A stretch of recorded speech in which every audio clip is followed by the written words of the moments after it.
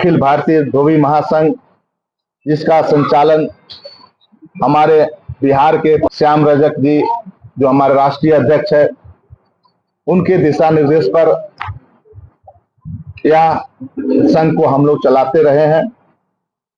मुझे इस बार समाज के लोगों ने प्रदेश अध्यक्ष की जिम्मेदारी सौंपे हैं।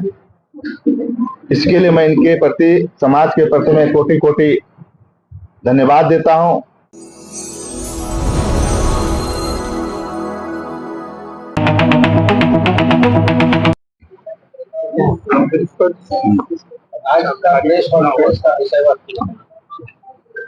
आज अखिल भारतीय धोबी महासंघ का पूरे प्रदेश कमेटी का विस्तारित कमेटी की घोषणा हम करने जा रहे हैं। इस विस्तारित कमेटी के घोषणा के अवसर पर हमारे पूर्व प्रदेश अध्यक्ष और राष्ट्रीय अखिल भारतीय धोबी महासंघ के उपाध्यक्ष आदरणीय बाल गोविंद जी, हमारे बीच प्रदेश के संयोजक के रूप में और पूर्व उपाध्यक्ष झारखंड प्रदेश धोबी महासंघ के आदरणीय विनोद बैठा जी, अशोक रजक जी जो समाज से सचिव के पद पर रहे, हमारे जिला के अध्यक्ष दीपक बैठा जी, हमारे अशोक कुमार रजक जी यहाँ नगर सचिव, हमारे गुड्डू उर्फ रमेश कुमार बैठा जी, हमारे अखिल भारतीय धोबी महासंघ के जो बुद्धिजीवी मंच के प्रदेश के अध्यक्ष रहे आदरणीय भोलानाथ रजक जी, इन सबों की उपस्थिति में अभी अखिल भारतीय धोबी महासंघ झारखंड प्रदेश के कार्यकारिणी की मैं घोषणा करने जा रहा हूं। इसका उद्देश्य ही है कि हमारे धोबी समाज जो बहुत ही दबे कुचले परिवार से आते हैं, लेकिन जो उनको अधिकार मिलना चाहिए वो अधिकार अब तक हम लोगों को पूरी तरह से पूरे देश में नहीं मिला है। अभी लगभग 11 राज्य में हम लोग अनुसूचित जाति की सूची में सूचीबद्ध नहीं है। इसकी लड़ाई हम लोग को लड़ने की आवश्यकता है।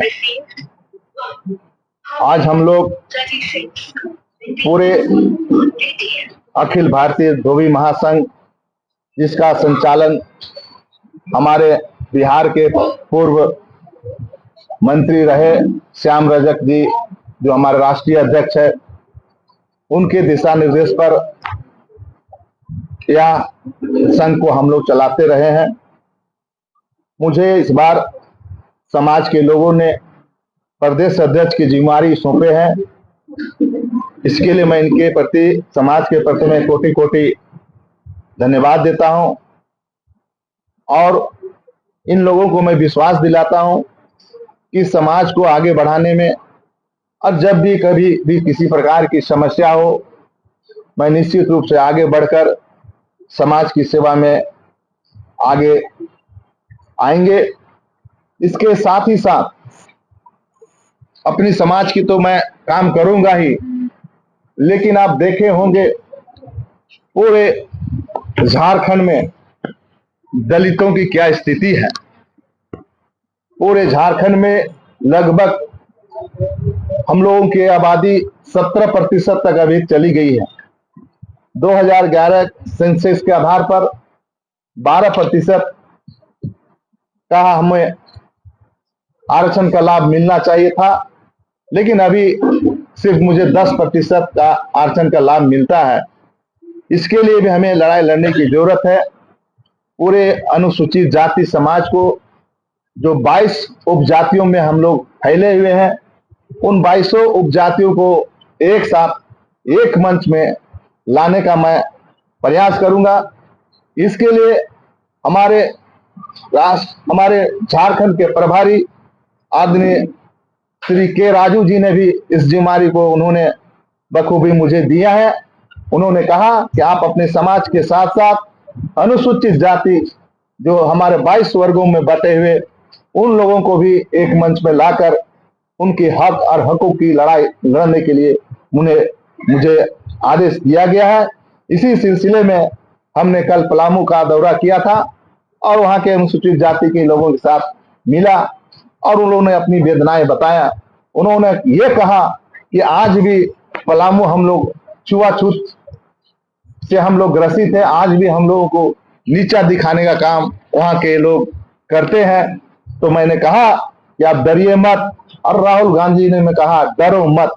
इसी लाइन लेथ पर हमने भी कहा कि आप डरिए मत, हम आपके साथ खड़ा है और आपको हक और लड़ाई लड़कर आपका अधिकार अगर है, आपका अगर धोबी है और उसका काम है, अगर ऋण पास में उसको अगर कपड़ा धोने का काम मिलना है या ऋण से मिलना है या सीआईपी मिलना है या बीआईपी मेसरा मिलना है या कोई भी संस्थाएं में आज हमारे लोग बेरोजगार है और हमारा अधिकार कोई और छीन रहा है, अगर स्वीपर है तो उस जाति के लोग को स्वीपर का काम मिलना चाहिए, अगर कुम्हार है तो कुम्हार के लोग उसको काम मिलना चाहिए, अगर मोची है तो मोची को उस काम से जो उस पेशा से जुड़ा हुआ है उस लोगों को उस पेशा से जुड़ना है।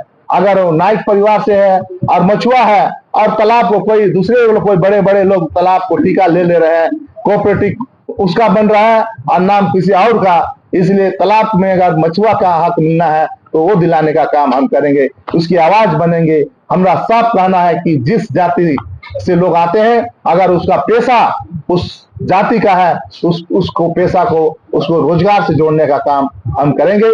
इस बात को लेकर बहुत जल्द माननीय मुख्यमंत्री जी से हम लोग प्रतिनिधि मंडल पूरे एसी समाज के लोग मिलकर हम लोग जो है मिलेंगे और हमारे जो वंचित लोग हैं जो बेरोजगार है वैसे लोगों को मैं रोजगार उपलब्ध कराने के दिशा में मैं पहल करूंगा। इसलिए आज मैं पहला काम अपने समाज धोबी समाज का कमेटी घोषणा कर रहा हूं, जो ढेर सारी लिस्टें हैं जिसमें आप कुछ प्रमुख है जिसको मैं आपको सुना देना चाहता हूं।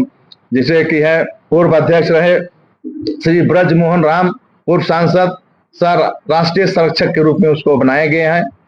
श्री योगेंद्र नाथ बैठा पूर्व विधायक रहे हैं, उनको हम लोग राष्ट्रीय महासचिव के रूप में उनको उनकी घोषणा किया संरक्षक के रूप में है। श्री उमाकांत रजक चंदन कियारी से है, श्री संरक्षक के रूप में है। श्री कामेश्वर बैठा जी ये भी संरक्षक के रूप में है। श्री बाल गोविंद राम जी स्वयं पर उपस्थित है, ये राष्ट्रीय उपाध्यक्ष भी है और हमारे गार्जियन भी है, संरक्षक भी है, झारखंड के प्रभारी भी है। श्री डॉक्टर अशोक नाग निदेशक जो यहाँ ऋण पास से रिटायर्ड पदाधिकारी है। श्रीमती सरदा देवी राष्ट्रीय महासचिव महिला प्रकोष्ठ की है और श्री विनोद कुमार बैठा ये प्रदेश कार्यकारी अध्यक्ष और श्री भोलानाथ रजक जो कार्यकारी अध्यक्ष, दो व्यक्तियों को हम लोगों ने प्रदेश का कार्यकारी अध्यक्ष नियुक्त किया है। मेरे सहयोगी के रूप में लोग काम करेंगे, जहां हम नहीं जा पाएंगे वहां पर ये दोनों व्यक्ति जाएंगे और अपने समाज का के आवाज को बुलंद करेंगे। महासचिव के रूप में श्री ललन आनंदकर जी को हमने रखा है।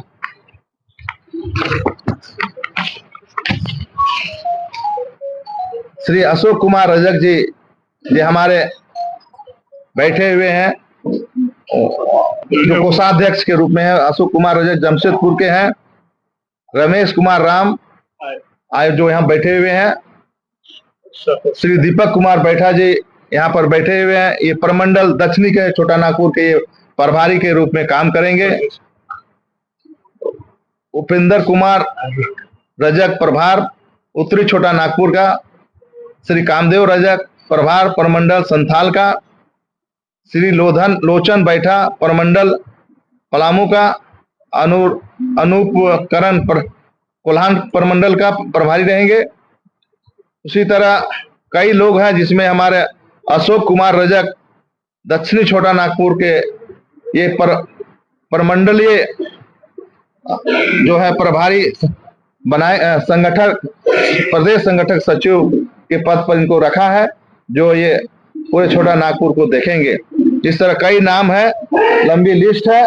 इन सारे लोगों को लगभग हम लोगों ने पांचों प्रमंडल के लोगों को यहाँ समाहित किया है। आप वैसे व्यक्ति का भी नाम ले जो दूसरे पार्टी से है, विधायक भी रह चुके हैं।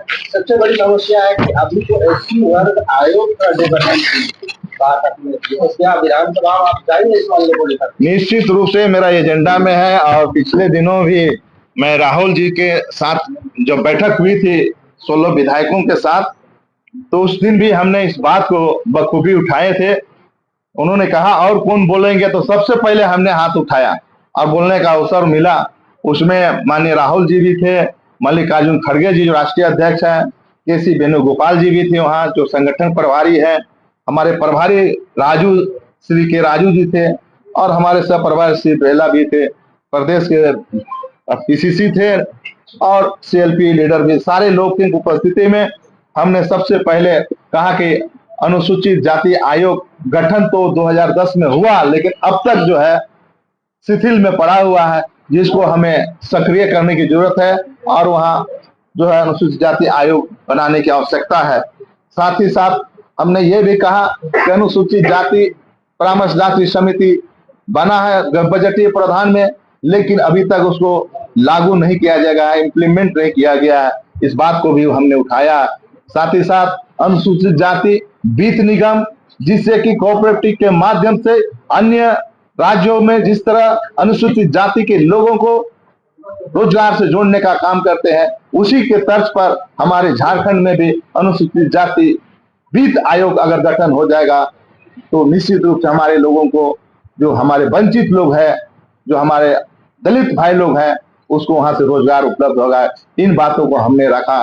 साथ ही साथ हमने ये भी रखा कि हमारा अनुसूचित जाति का जो 9 विधानसभा क्षेत्र पड़ता है, जिसमें से मात्र हम लोगों ने 2 सीटें लड़ी और दोनों में विजय हासिल किया।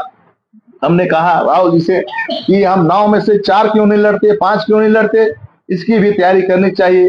साथ ही साथ ये भी हमने कहा कि पलामू जो सीट है जो अनुसूचित जाति का, जो झारखंड बनने के उपरांत अब तक कांग्रेस पार्टी से उम्मीदवार हम लोगों ने नहीं दिया है, जो भी कि हमारा वो कांग्रेस का सीट परंपरागत सीट रहा है, इसलिए उस सीट को भी हमने फोकस करने का काम किया है। ऐसे कई मुद्दे रहे हैं जिसको हमने उठाने का काम किया है, और राहुल जी ने इस बात को गौर किए और उन्होंने कहा कि आप जाइए और अपने दलित भाइयों की रक्षा के लिए उनकी आवाज बनिए। और हमने इसीलिए कोई पार्टी और लेकर नहीं चल रहे, हम माटी की बात कर रहे हैं, दलित की बात कर रहे हैं। दलित को की आवाज बनने का काम मैं प्रयास किया हूं।